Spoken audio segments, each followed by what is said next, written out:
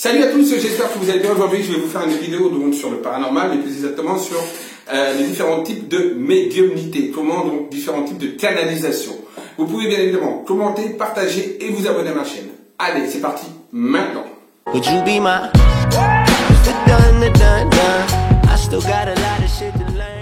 Alors pour commencer, il faut savoir qu'il y a plusieurs types de canalisation. On canalise de plusieurs manières. Alors, il faut savoir que être médium, on dit médium, ça veut dire être au milieu. D'accord? C'est-à-dire qu'on est canal entre le milieu, c'est-à-dire entre le ciel et la terre. Voilà, ça veut dire exactement médium, ça veut dire milieu. Ça, c'est la base. Après, on peut dire médium, mais bon, c'est un mot qu'on a inventé. D'accord? On dit simplement qu'on canalise des informations, des messages pour les transmettre.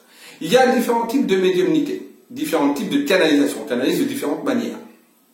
Alors, là, je ne vais pas toutes les dire, on va dire les 5-6 manières qui sont les plus commune, on va dire, de canalisation. On a donc la canalisation auditive, donc ce qu'on appelle les médiums auditifs, la canalisation visuelle, donc les médiums voyants, ce qu'on appelle donc les médiums qui arrivent à voir les esprits.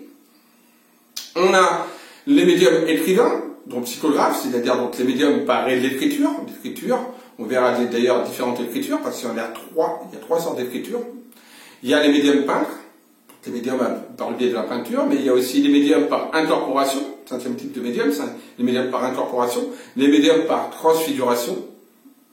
Ensuite, il y a les médiums par coup frappeur. Ensuite, après, il y a plein d'autres, plusieurs types de médiums sensitifs, et voilà. Donc, on va regarder principalement, on va dire plutôt 6 types de médiumnité.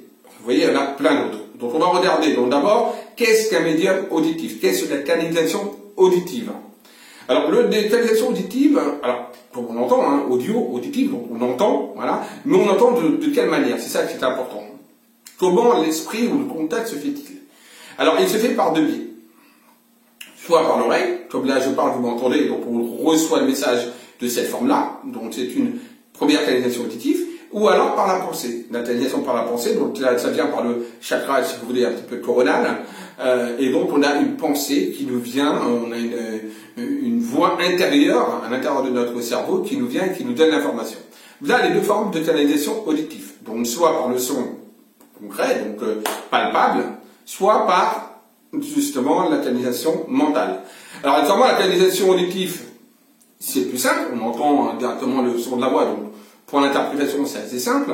La canalisation mentale, donc par la pensée, est beaucoup plus compliquée, beaucoup plus fine.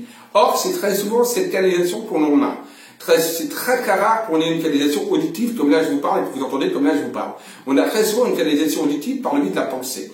Et là, ce qui est difficile, c'est d'arriver à ne pas être dans la pensée, donc être dans le non mental et non dans le mental. Et c'est là que viennent justement les erreurs d'interprétation. C'est pas le message qu'on transmet qui nous donne les erreurs. C'est, on va dire, comment on le reçoit. C'est-à-dire que des fois, c'est notre mental qui prend le dessus par rapport à notre non mental. Et c'est vrai que c'est dur pour un médium, très souvent, d'être dans les deux. Or, il doit être dans les deux, puisqu'il doit vous transmettre le message. Donc là, comme là, je suis en train de parler, je suis sur une onde cérébrale qui est l'onde bêta. Automatiquement, je ne peux pas être en onde alpha et theta, qui sont les ondes de la médiumnité et de la voyance.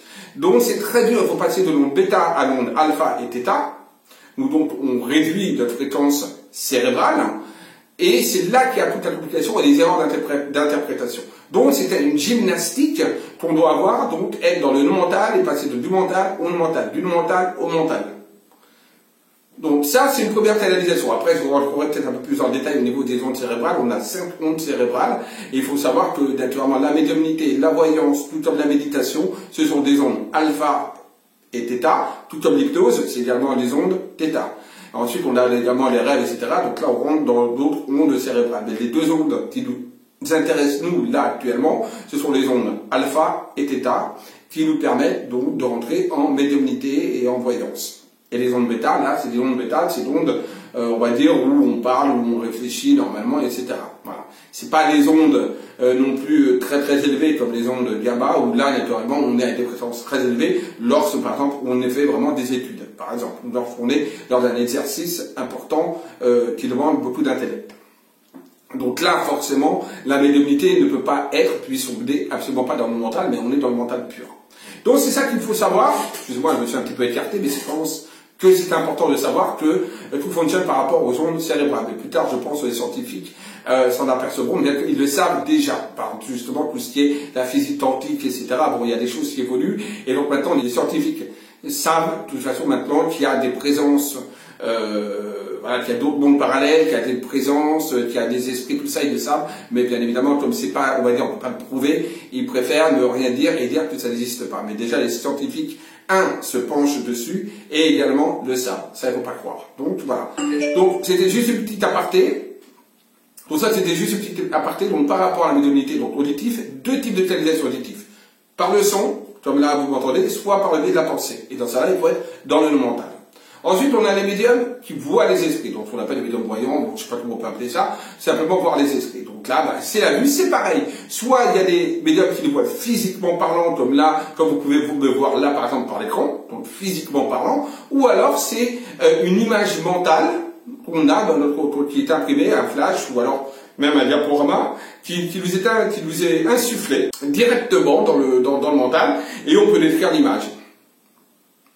Voilà encore deux formes de canalisation visuelle. Encore une fois, la plus facile, c'est d'être en mode de voir concrètement, on va dire, une entité, donc l'esprit.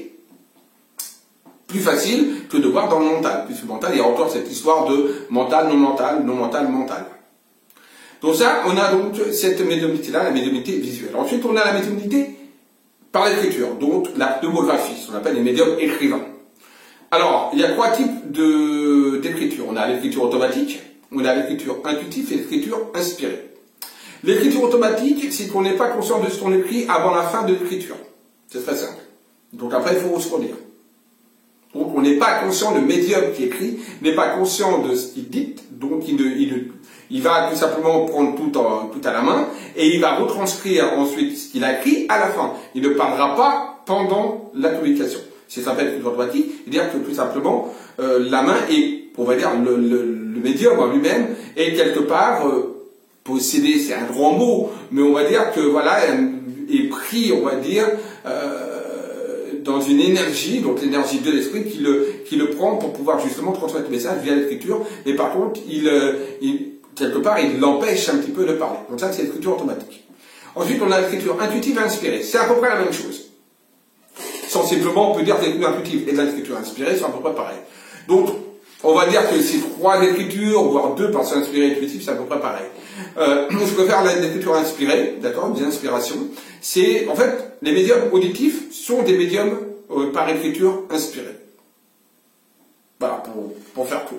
C'est-à-dire qu'on entend l'esprit, l'entité, physiquement ou mentalement, voilà, par inspiration, dans le mental, et on retranscrit tout simplement l'information par l'écriture. Alors, on va dire qu'un médium auditif peut être médium inspiré, donc écrivain, mais le médium écrivain, donc inspiré, est automatiquement médium auditif. Voilà. Par contre, un médium auditif peut très bien ne pas être médium écrivain.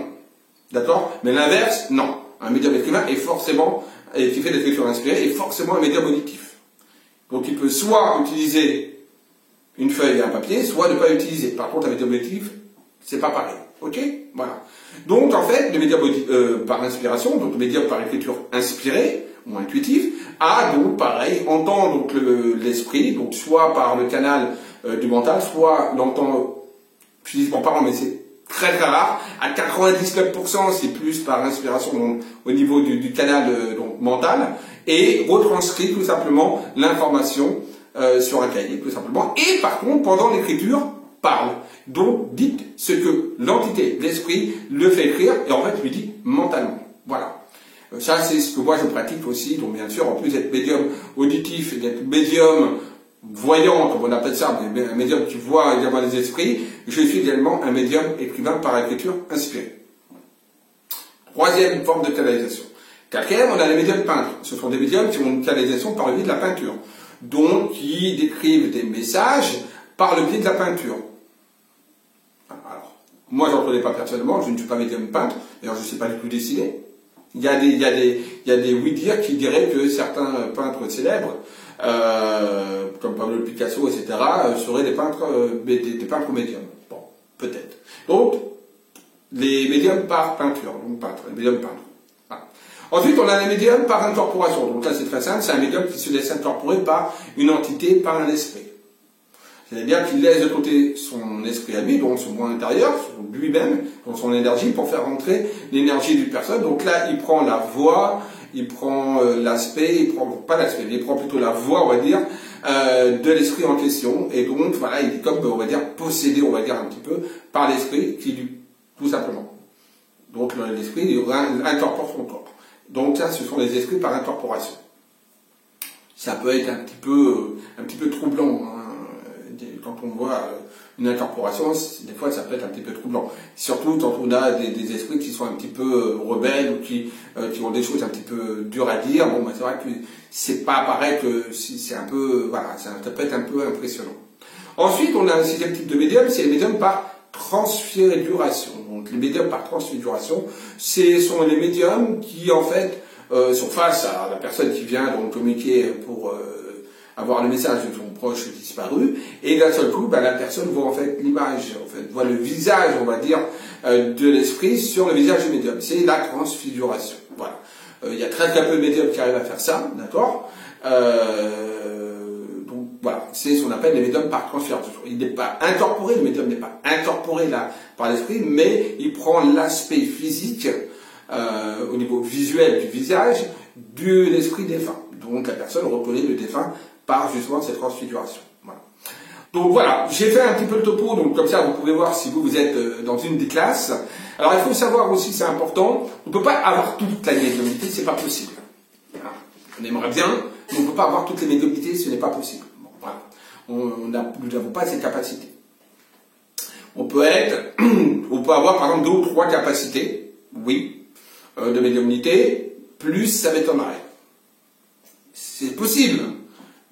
Mais c'est rare, d'accord. Je pense que 2, 3, c'est le commun des médiums d'avoir au moins 2, 3 capacités psychiques au niveau de la médiumnité, de la médiumnisation, canalisation. À savoir également qu'on ne peut pas avoir l'auditif, le visuel et par exemple, je sais pas, et moi le sensitif en même temps, ou l'auditif, le visuel et l'incorporation en même temps. On ne peut pas avoir non plus l'auditif, le visuel et en même temps l'écriture. Non. C'est par étapes. Soit l'entité d'esprit envoie un message auditif, mais vous avez que ça. Soit après, il peut très bien changer aussi, le même esprit peut très bien aussi, après, une fois qu'il a envoyé certains messages auditifs, il peut vous envoyer un message visuel, de commodité par exemple. Mais là, vous n'entendrez plus, vous verrez. D'accord.